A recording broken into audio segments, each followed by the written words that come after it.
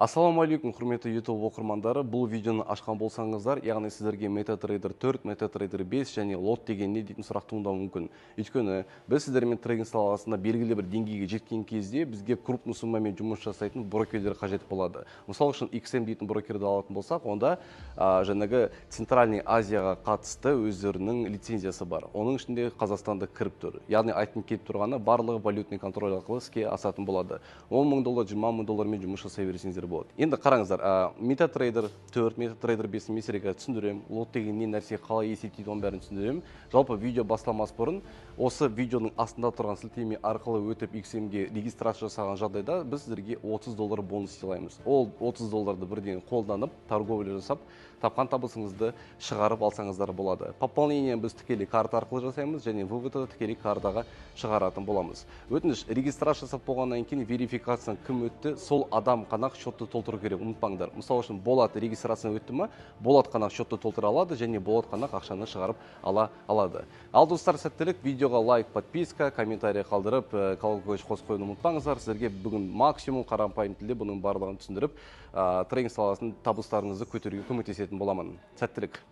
Жалпы MetaTrader дейтін терминал ол не үшін қажет және неге профессиональный трейдерлардың барлығы именно осы терминалмен жұмыс жасайды. Кішігірім түсініктеме. Қарашы, бұл мысалы үшін бір базар бар.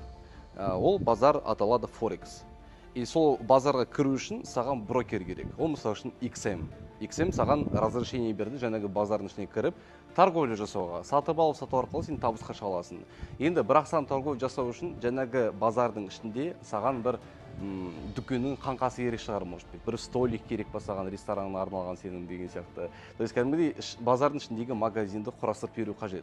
Ол как раз таки магазин сенде MetaTrader болады. То есть терминал, қара, нарыққа шығатын брокер и брокермен жұмыс жасайтын екеуінің ортасын байланыстыратын терминал ол MetaTrader 4 және 5. Енді лот дейтін не нәрсе? Лот дейтін жалпы ол определенные условия сделкаға кіру үшін. Былай түсіндірейін, сен базарға келдің, базарда алма және ананасты, помидорды килограммен сатпайды, тек қана коробкамен сатады.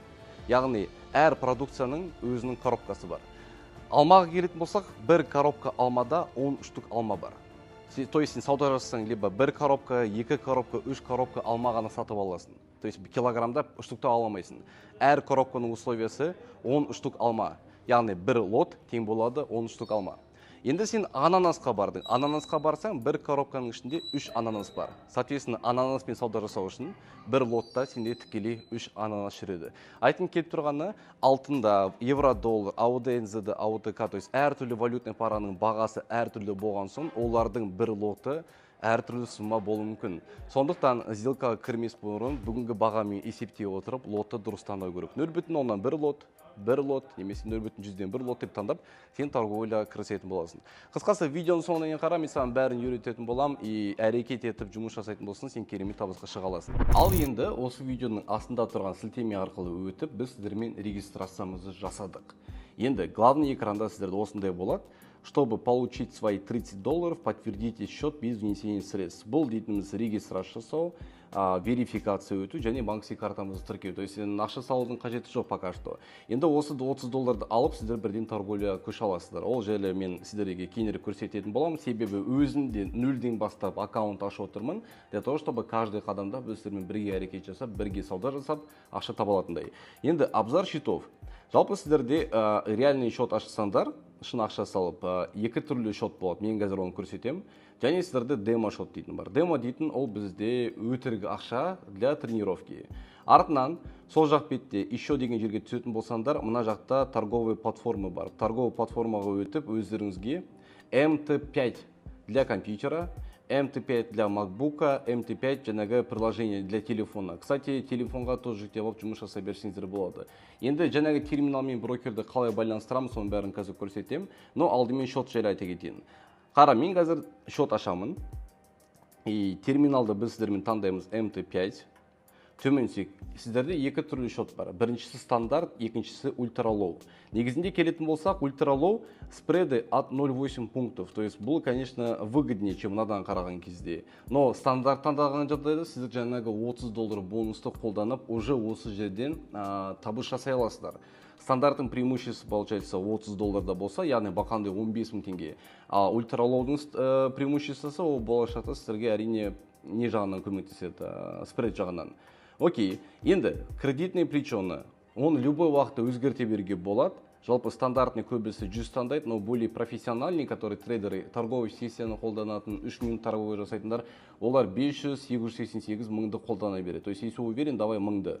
А так давайте мысалдың бәрін мен қазір 100-бен көрсетейін.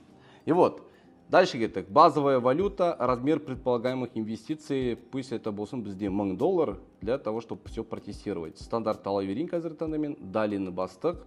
Енді пароль құрастыру керек. Пароль, получается, сіздерде үлкен әріп болу керек, кішкентай әріп болу керек, сандар болу керек, және какой-то бір специальный нелер. Мысалы үшін 321, 321, үлкен А, кішкентай А и леп белгісі дейік. И тағы да бір леп белгісі қоссасақ болады. То есть екі леп белгі, допустим. И все, готово. То есть осындан сіздерде бір пароль болу керек. Окей.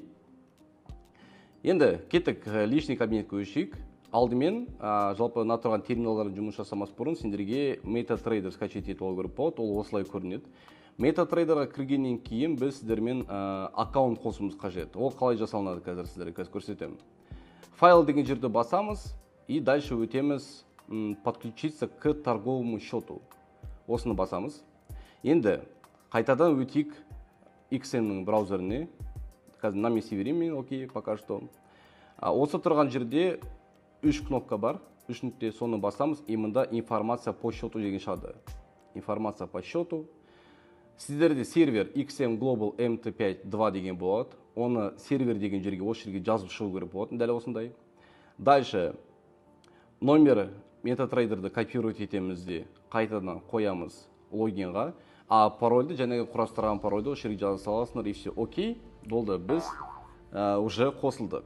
Арғарата осы жерде ұшалдарға себеріп болады. Ауды USD, Евро USD, GBP USD таңдап, біреуін жоғары төмендеп біздермен қазір сделка аша аламыз. Новый график, давайте ашайық британский фунт және долларды.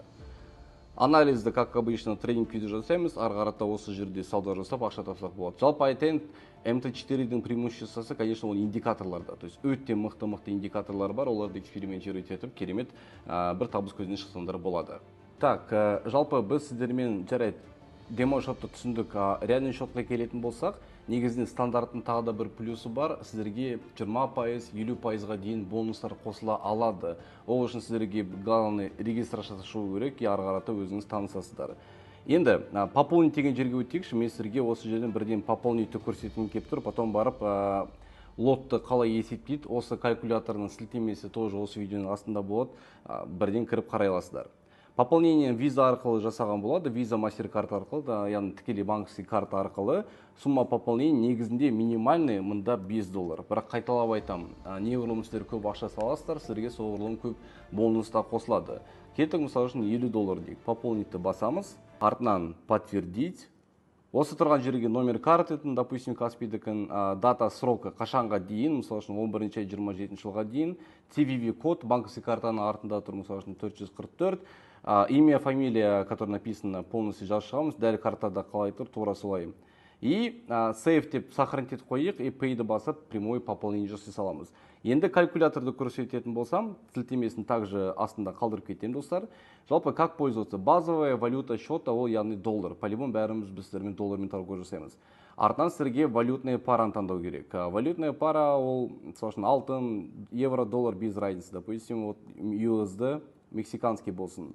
Енді плечо по залогу, сендерде кредитный плечо қандай тұр, соны міндетті түрде өзгерту керек. Себебі сіздердің лотқа кіретін сделканың суммасы ол тікелей кредитный плечоға байланысты. Допустим, кредитный плечо 100 стандарту. Тип счета сендерде жаңағыдей ультралоу ма, әлде стандарт па? Таңдап алыңдар. Мысалы үшін стандарт тұрды. Объем лотах. Допустим, бізге керегі, допустим, бір лот. Қанша шығады? Рассчитать. И мне полностью данный шыға келеді.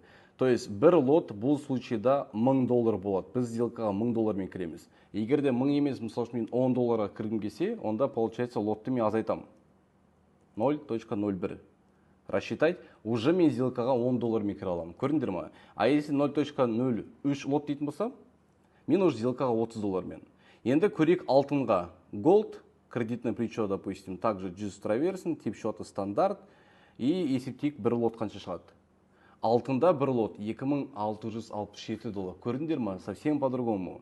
Енді 0,05 лотты көретін болсақ, ол бізде уже 133 доллар. Одан азға кіріміз келсе бізге осылай кіруге болады. 13 доллармен. Енді қаранда бір прикол көрсем қазірге. Кредитный причем мысалы үшін 200 қылсам, уже 667 доллар. Видите, в чем разница? 1000 қылсам, тут вообще копейки еще шығады. 1,33 доллар. Яғни кредиті причем үлкені болған жақсы, біз сіздермен максимум аз ақшамен кіріп көп ақша таба аламыз, но в то же время риск де солай. Я рекомендую кредитный причемны 100-ге қалдыра беруге.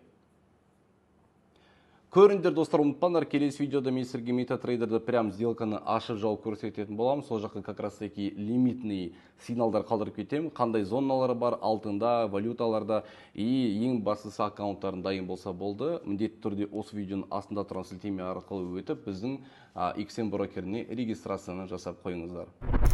Мобильный приложенияға тез-тез обзор жасап жүрейін. App Store немесе Play Market арқылы жүктеп алсаңдар болады. Сілтемесі осы видеоның астында тұр. Енді қараңдар, главный экранда бізде котировки деген жер бар. Міне көріп тұрғандарындай. Осы жерге өтіп, біз сіздермен тікелей сауда жасай аламыз. Евро-доллар, британский фунт, USD, бәрі бар. Вот евро-долларды бастық. Егер де біздің анализіміз бойынша баға құлайтын болса, біз сендермен как обычно продать деген басамыз. Өсетін болса, купитті басамыз. Мысалы үшін купитті бастық. И мен көрсеткенде мұнда объем еспелі, то есть 0.01 өстіп. Ал мысалы үшін 0.105 объем ол қанша теңге, қанша доллар, қандай суммамен сделка кірім дейтін сұрақ туындаса, мен көрсеткен калькуляторын сілтемесі осы видеоның астында, соны қарап есептеп алсаңдар болады. Және қосымша шотты толтыратын болсақ, бізде пополнить счет деген оң жақ бұрышында тұр. Тура солай банковский картаның данныйын енгізіп, прямой Visa MasterCard арқылы біз сіздермен толтыра саламыз. Төменгі жағында сумма пополнения. Чем больше, тем лучше. Себебі сіздерге үлкен-үлкен бонустар қосатын болады. Мысалы үшін 100 долларға дейік. Подтвердитті басамыз. Төменгі жағында данныйын бәрін жазып шығып, осы тұрған Pay дейтін басамыз, болды, счетымыз ақша түсетін болады. Жалғасында ең үстінде 3 линияны басатын болсақ, бізде барлығы пайда болды. Мой счет, подтвердить данные, экономический календарь жаңалықтарды қарау үшін, копи трейдинг, ол жермен келесі видео түсірем, пополнение және вывод средств.